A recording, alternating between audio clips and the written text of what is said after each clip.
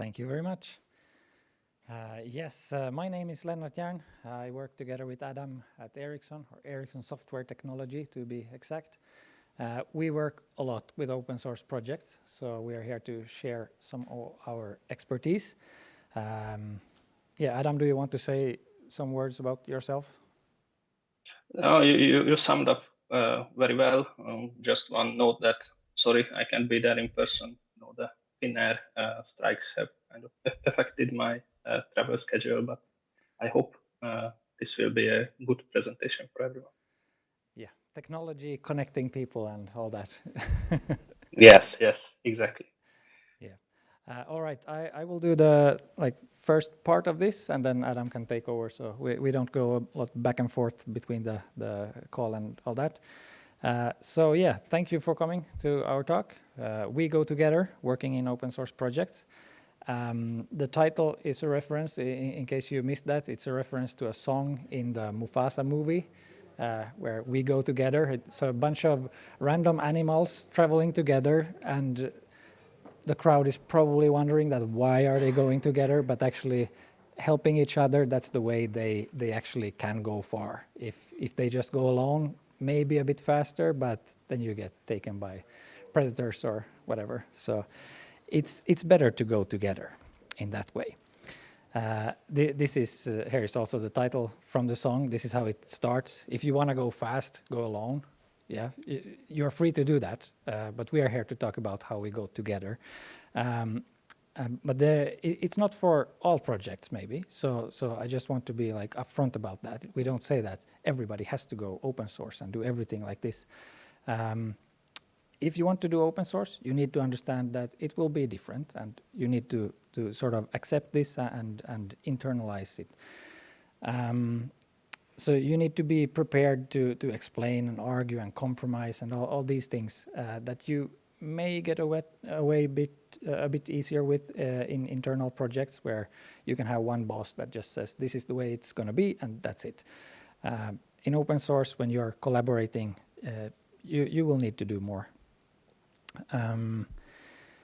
Also, communication is asynchronous, so you can expect delays. I know there can be delays in internal projects also, but there will definitely be more if you have people across the globe, and some are working in different time zones and have vacations in different times and so on. So yeah, you have to be prepared for some delays and different needs and so on.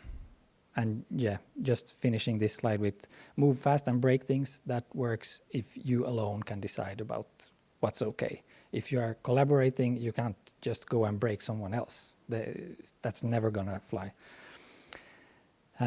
So yes, that's it for like choosing if you go open source or not. First of all, here, open source, there are many different kinds of open source projects. We are focusing here, as you probably understood already, on collaborative open source projects, where there are really many companies, people, teams working together. There is nothing preventing you, of course, from doing a little hobby project where you decide everything and you still open source it. That's fine, but we are here focusing on maybe these bit larger projects. So then you get this situation where each collaborator has their own use cases, their own ways of working, different cultures, etc. Then you need to figure out how do you take decisions in this kind of project. We have found that consensus-based decisions, that's commonly what works. You don't want to start with the whole voting and then someone gets overridden by the vote.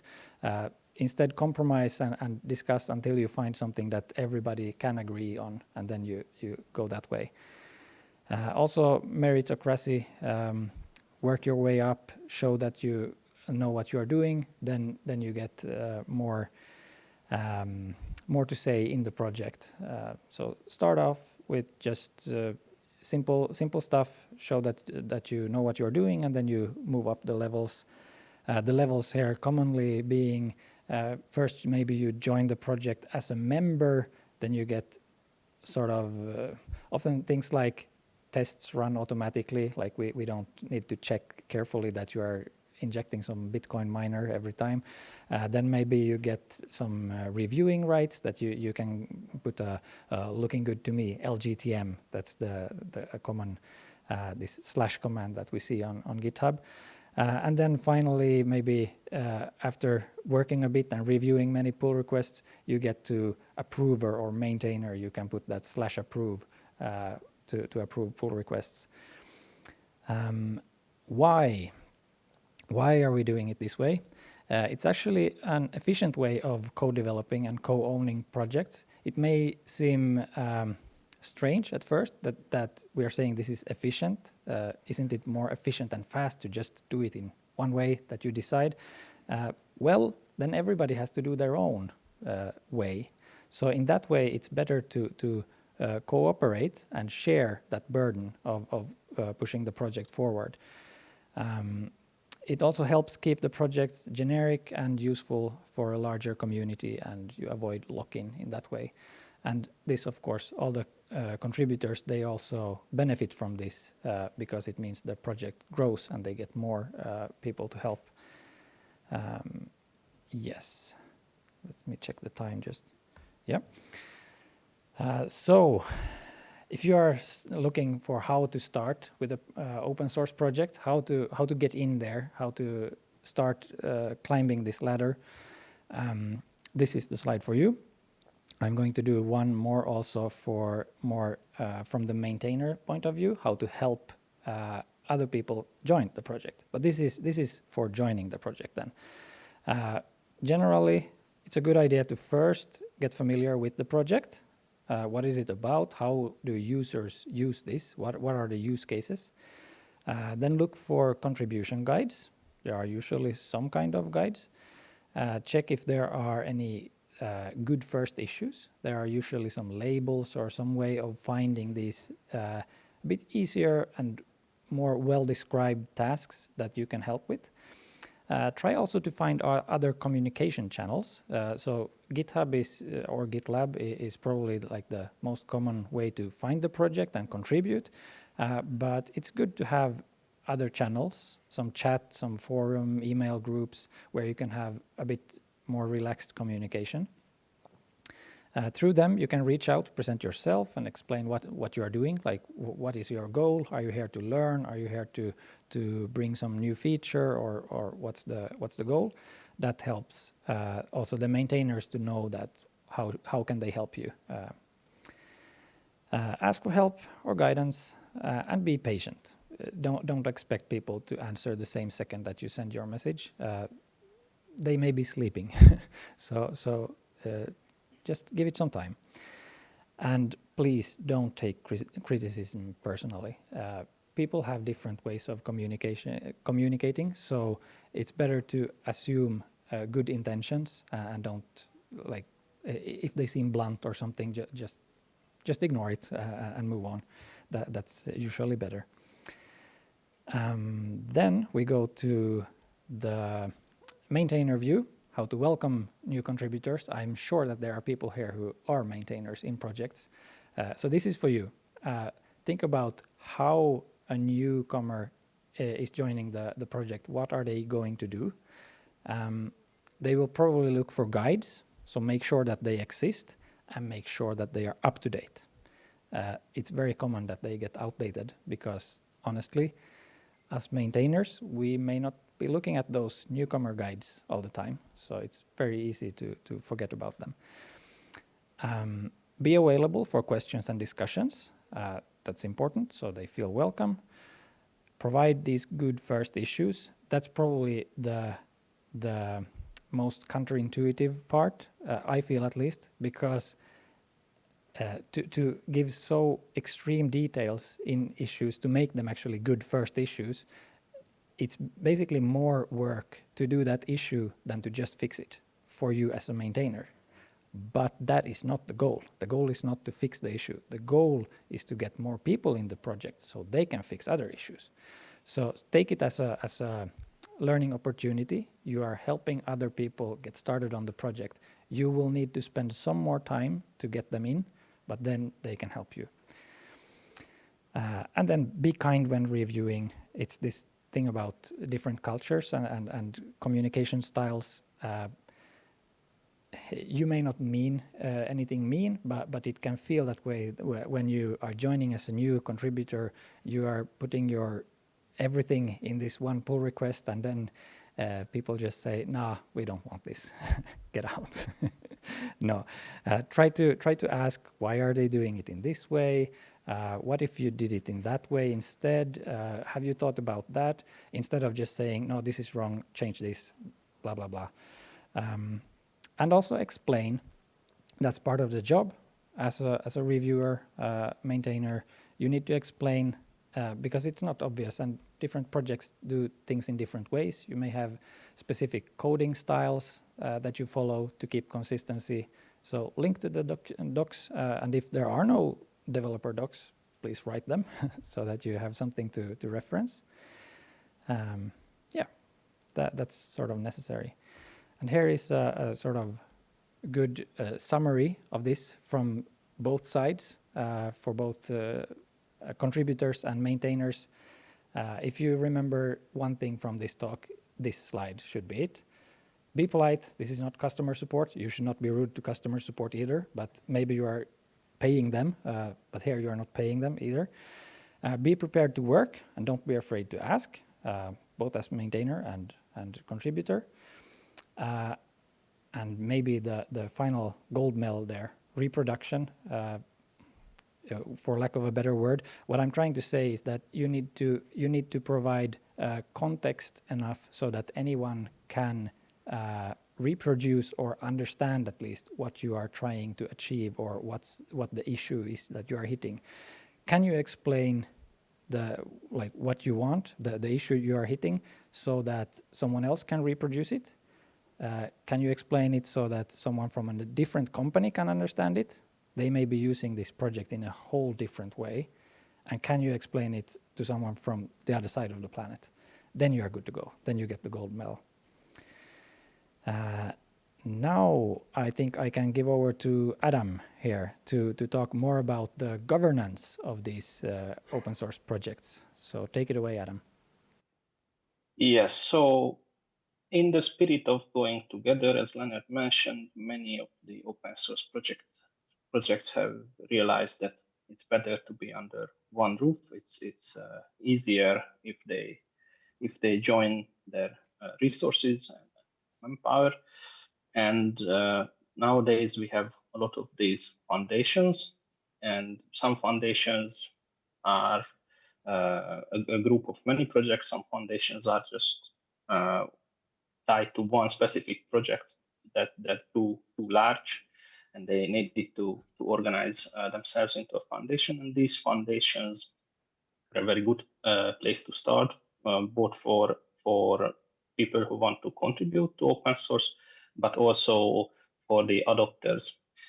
These foundations provide a lot of resources and a lot of services, and they are mainly focused on providing value for adopters, so for people who would like to use open source.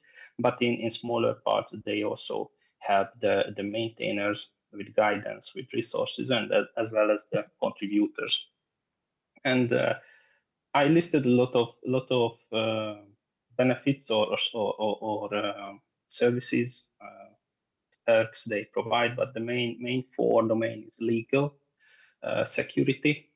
You probably have heard about situations where a standalone open source project one day just decided to change license, or introduce a second license or anything like that, or took down the whole project and turned it into closed source. These foundations help prevent that, because projects who join have to hand over their copyright and licensing and everything, basically the ownership, to the foundation, and have to comply with the foundation rules.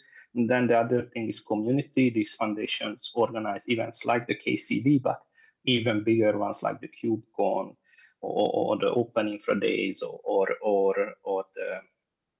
the small meetups. So especially this foundation, the CNCF, is very big in organizing these events. And then that gives a platform for cooperation, for connections, and that's also a big help for contributors and maintainers.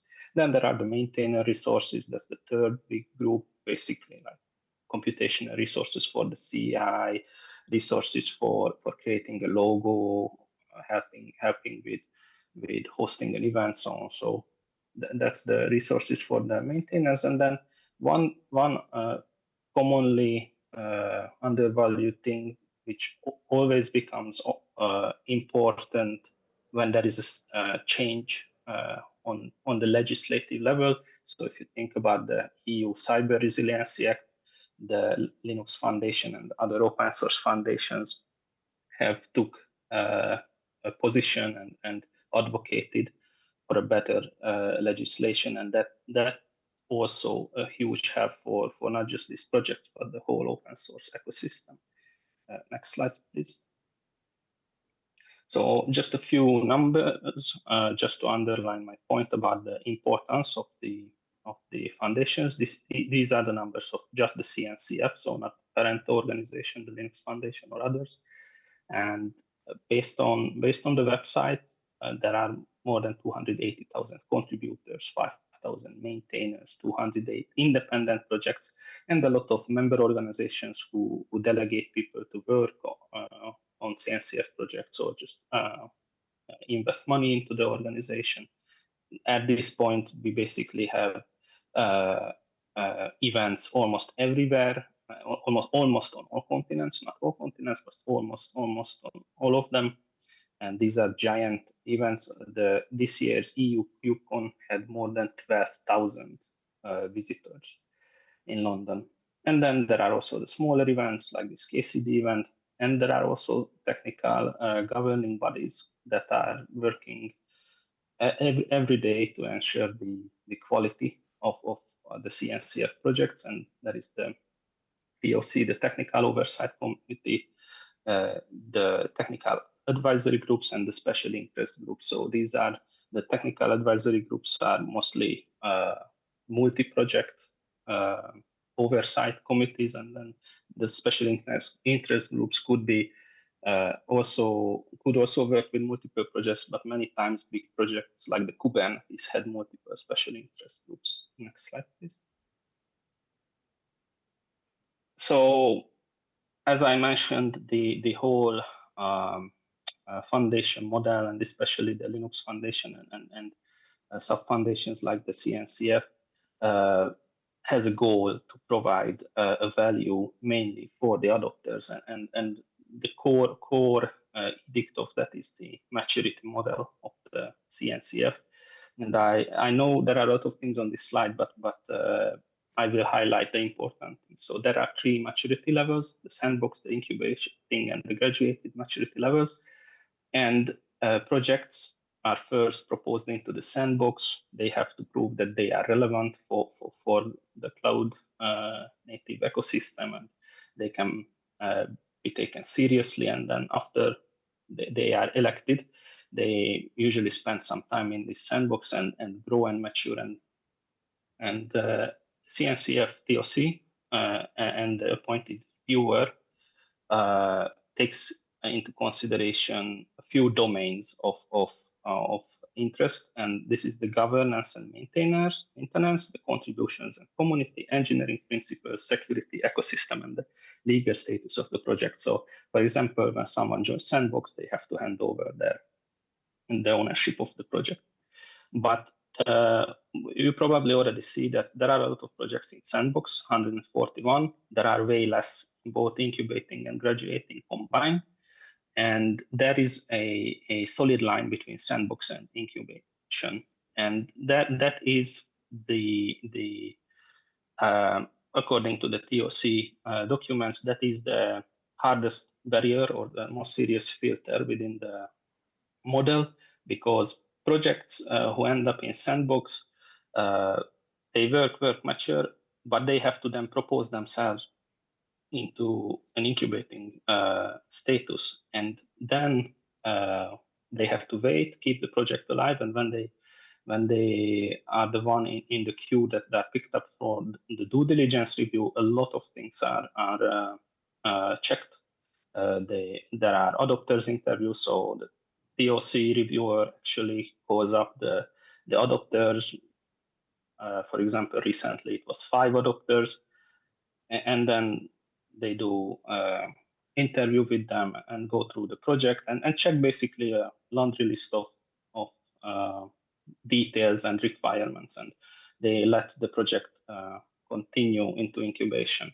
And then later graduation has a few extra criteria, and the CNCF already acknowledges that this model has to evolve with time, and it is evolving constantly. Just it's different than 2 years ago compared to what it is now. So this is how CNCF ensures that there is a good the projects within CNCF are in a good shape, and they can be taken seriously by adopters, and they are stable projects. Next slide, please. Oh. Yeah, and then I don't know what happened. The images are missing. Yeah, the images are missing for some reason.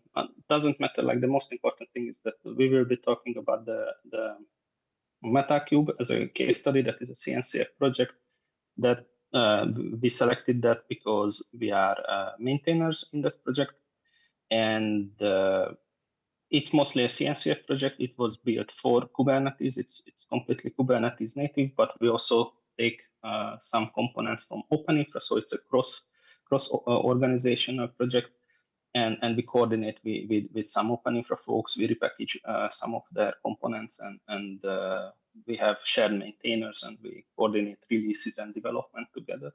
Next slide, please. And I just wanted to show how this maturity for this sort of cross-organizational, middle-sized, or even on the smaller side project, how this looks, how this maturing and maturity model looks in practice. And you can see that we established the project in 2019 in January. And then quite quickly, we joined the sandbox. And we spent basically 2.5 years in sandbox. During that time, the policy was that we had to write annual reports about the health of the project and the new features and developments and so on. And then in 2023, we decided to go for incubation, and we spent quite a long period of time in incubation. And as I said, the maturity model changes. So we already had the proposal in 2023, but we had to rewrite it to fit the new requirements. And then our actual due diligence review for incubation started in December of 2024. As far as I know, the due diligence review has ended, but after it ends, the TOC has to vote, and the voting session is targeted for this Q2 of this year. At least the label on the issue is like that.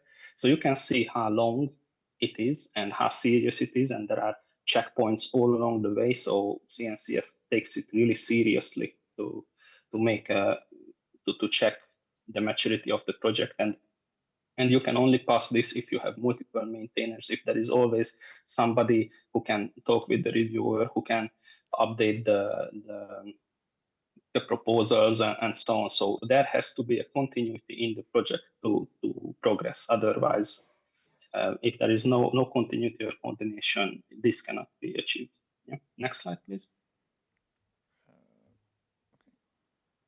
Yeah, and to achieve this continuity, to achieve this maturity, to be able to go together and grow together, we basically have to build together a community, because CNCF gives us the tools, but it does not do the work instead of us.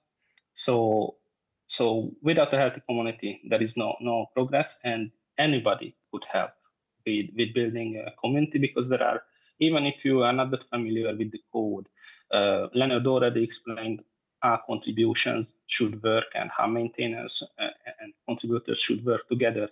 But there are a lot of non-technical things that a new contributor could help with. So it's like maintaining the social sites,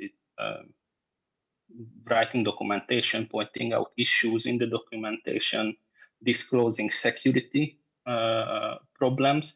And if there is no proper security process for the project, then and you are interested in that, you could be the one who volunteers to build it and have with the CI and so on. So I just would like to encourage everyone, if you are approaching a new project, look at these potential areas where you can help, even if these are not technical, because believe me, as a maintainer, I can say that if someone does this and the maintainer can focus more on reviewing and improving the technical side, that's a big help. And then you can progress from there into more technical areas if you are interested. So that's my comment or message for the newcomers or the new contributors. And most of the maturity model actually talks about this. So if you remember the slide, or you will check it later, there was one domain, engineering principles, that basically handles all the technical stuff, and everything else is basically either security or community building. And that's why we need help to do that, and that's a good place to start. I wanted to say this much. Thank you very much. Thank you. And I think we have like 3 minutes for questions.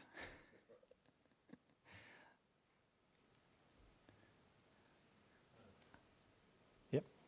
I know like a project like Metal 3 has some hardware things, like how do a project that has like physical bounding like that go out and find sponsors? Is that like the kernel or the companies themselves? Or? I'll just repeat the question so we get it in the microphone. So how does a project that relies on like hardware, like Metal Cube, then how do we find sponsors and so on? Is it the companies themselves? Now, I would say like this, Metal Cube specifically, I don't know about others, but Metal Cube specifically, it's basically Ericsson and Red Hat, and both have skin in the game. We have hardware that we need to make work. So both companies sort of donate developer time and makes it work that way. Yeah, I can agree with that. Basically, someone has to bring the goods, and it could be, for example, we are in the process right now to get folks who are more interested in ARM, because we have not focused on that, and none of the core maintainer organizations or core sponsors work with ARM with this particular project. So we actually started to talk with other organizations who work with ARM and ask around. Of course, CNCF provides some computational resources, but we would still need like experts who could help, for example, maintain our CI. So sometimes you go and ask, sometimes you already arrive with a sponsor who has the hardware resources.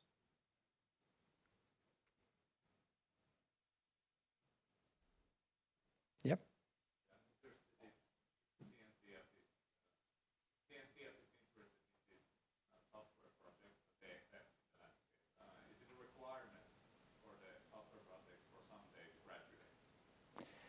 No, you don't have to graduate, and I would say it's even expected that projects won't graduate. Some will, interest will just vanish and they will get archived, or you can sort of drop out also during the process. So yeah, that happens. There are already on KubeCon, I heard there are already 6.